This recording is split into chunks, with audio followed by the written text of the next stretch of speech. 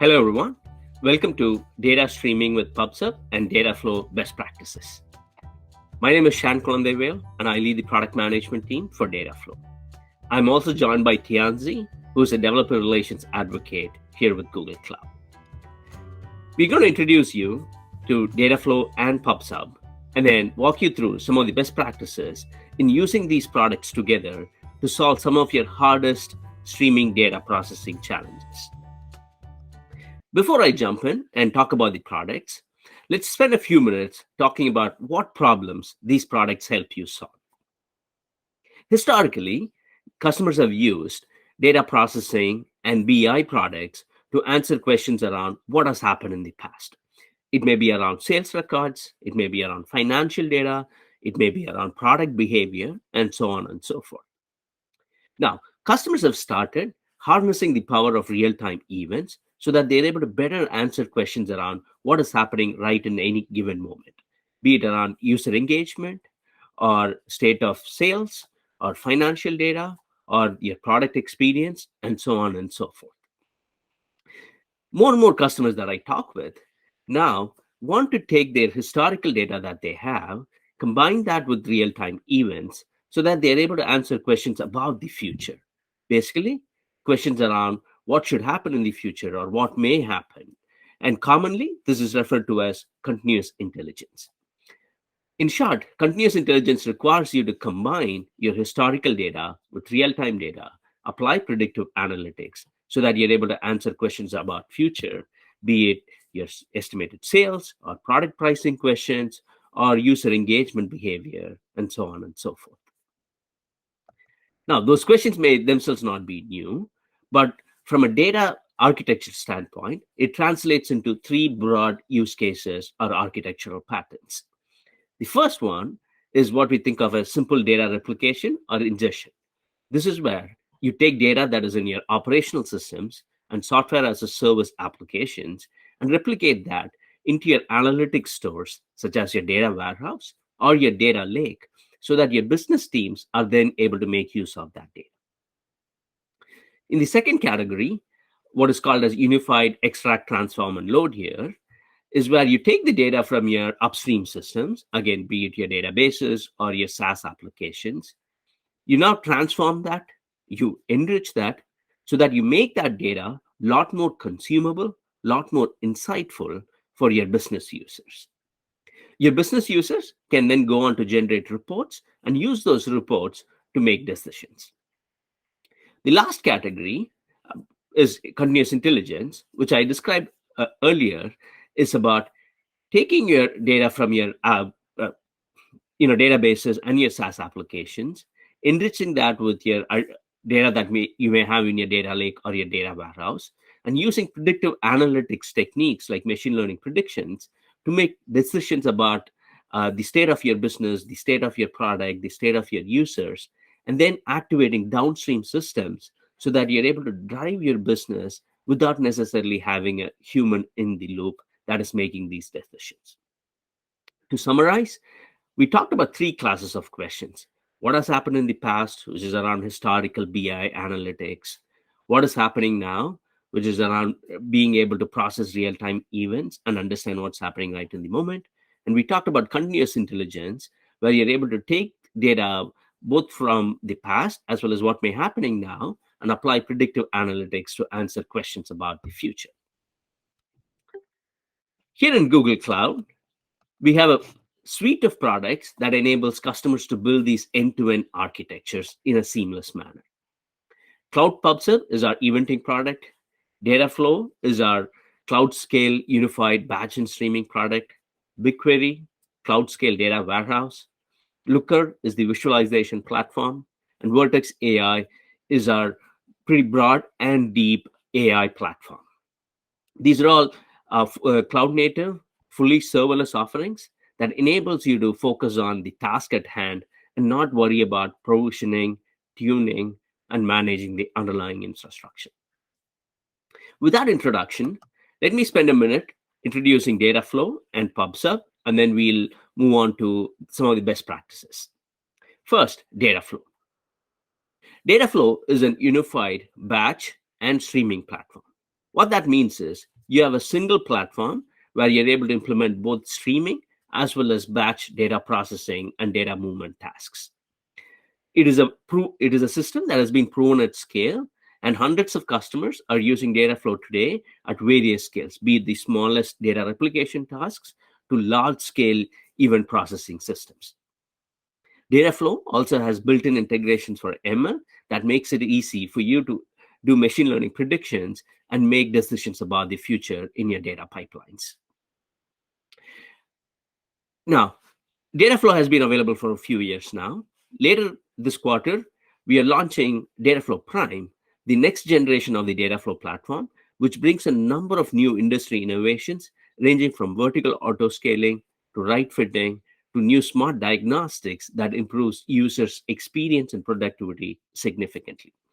In fact, Forrester did a study and they find that Dataflow boosts developer productivity by 55% and often reduces infrastructure costs by 50% because of all of the out of the box auto tuning and optimizations.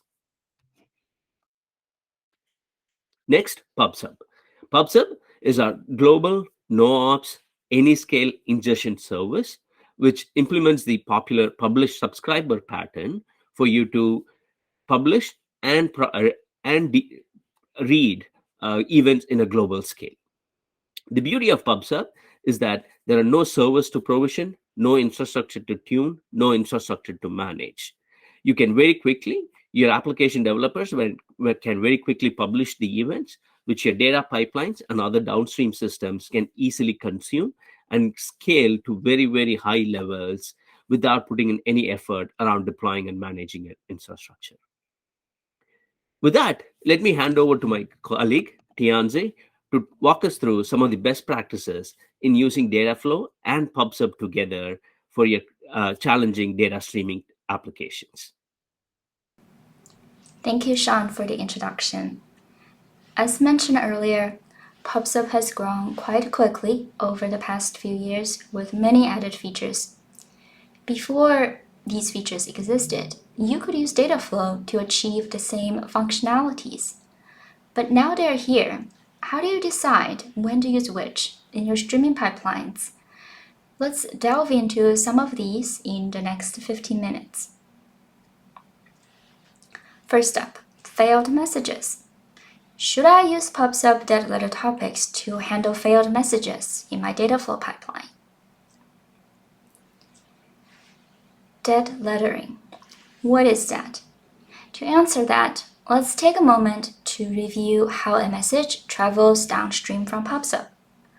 When PubSub server sends a message to a client, the server waits for the client to process the message and send an acknowledgement. In a good scenario, the message is processed successfully, an ACK is sent and received, and everything is well. In a different scenario, the message contains invalid data and can't be processed.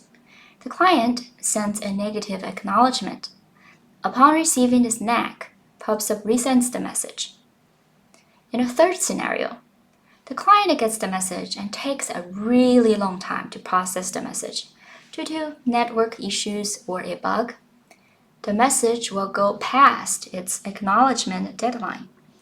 PubSub will consider the message as expired and resend the message. In PubSub, you can configure the maximum number of delivery attempts in a subscription. By doing so, you enable dead lettering. It's basically telling PubSub, hey, try this many times, or else please forward the message to a different topic, known as a dead letter topic. With Dataflow, this dead lettering behavior is not guaranteed. Why? When a bad PubSub message reaches Dataflow, even if the message processing fails, Dataflow does not send a negative acknowledgement to PubSub, so not prompting redelivery. Dataflow also modifies and extends the acknowledgement deadline of the message as long as it has the message, never allowing it to expire, thus also not prompting redelivery. Because there is no redelivery, the maximum delivery attempt counter never goes up, the bad message will not get forwarded to the dead letter topic. It's for this reason that we don't recommend you use PubSub dead letter topics with Dataflow. In fact, if you give it a try, you will find out that there is a warning in your Dataflow work log that says your subscription has a dead letter policy configured, which will not work as expected when Dataflow posts messages from the subscription. To handle failed messages correctly, we recommend you use logging to identify the cause of the message processing failure. Either write the bad messages to a side output to be processed separately, or add error handling logic and update your pipeline with the updated error handler. You do not need to worry about data loss when you update Dataflow pipelines. All the received messages will be transferred to the new pipeline after the redeployment process completes. Next question. Should I take advantage of PubSub subscription with filtering, or build my own filtering logic in Beam and deploy to Dataflow? If you have not checked out the filtering feature offered on PubSub subscriptions, here are some things to note. You can have a fan out of as many as 10,000 subscriptions per topic. Using a filter set on message attributes, you only receive a desired subset of messages in the topic. On top of that, because you can apply independent IAM policies on subscriptions, and subscriptions can live in different GCP projects, there is flexibility in who can administer filters on subscriptions, independent from who owns the Dataflow pipelines. Filtering is free of additional throughput charges when enabled in a subscription. Because messages that do not meet the filter requirements are acknowledged right away, there is no egress cost associated with those messages. Filtering in Dataflow is flexible in a different sense. You can apply any kind of element-wise filtering rules on PubSub messages in Dataflow. This includes both the message data field and the message attributes field. This is more than what PubSub can offer right now, which is limited to just comparison and Boolean operators and one additional comparison function that checks the prefix of an attribute value field. For recommendation, how you make a choice really depends on your needs. If messages that do not meet certain filtering criteria are simply not needed, you can avoid egress cost by enabling filtering on the PubSub side. If you intend to process all messages in different branches of your Beam pipeline by applying different filters, then it does not make a whole lot of sense to use multiple subscriptions and pay for message storage, throughput, and egress in all of them. Additionally, how you design your application depends on your use case. Let's look at an example. This is an IoT example. Say you have a fleet of field engineers who install sensors that will stream data to Cloud PubSub. Every time someone brings a sensor online, their handheld device asks them to input some custom fields as key value pairs for that particular sensor. Here we have some examples of messages sent by two different sensors. In the message attributes fields, we see one was activated on April 3rd, and the other was activated on April 10th. With PubSub, you can create a filter that only allows data post a certain date to come through. But with Dataflow, you can write more dynamic filtering logic to only allow data from sensors that have not been decommissioned. In a different scenario, perhaps data from a few known faulty sensors should be discarded. A PubSub filter based on those sensor IDs should be enough without having to alter your Dataflow pipeline. We talked about failed messages and filtering. What about exactly once delivery? PubSub started to offer exactly once delivery in public preview on March 4th. And Dataflow has long offered message deduplication via ID attribute and exactly once message processing. Which one to use? PubSub has historically been known as an at least once delivery messaging system, but now it offers exactly once. PubSub guarantees that no redelivery occurs once the message has been successfully acknowledged or while the message is outstanding, meaning that it has not expired. PubSub will, however, redeliver a message if it has expired or a negative acknowledgement is sent. These guarantees work within a cloud region. This means that when you publish messages, you need to specify a cloud region-specific API endpoint with your publisher. Another nuance here is, if publishing failures occur, a message may get published multiple times. Since each time a unique server-defined identifier is generated for the message, it may look like the same message is delivered multiple times on the subscriber side, but that does not violate the exactly once delivery guarantee. Dataflow supports two kinds of PubSub message deduplication. The first kind of message deduplication works on PubSub messages of the same message IDs. Dataflow guarantees exactly once processing on those messages. You do not need to do anything specific for this to work. The second kind of message deduplication is a Dataflow feature designed to weed out messages that have the same value in their message attribute field.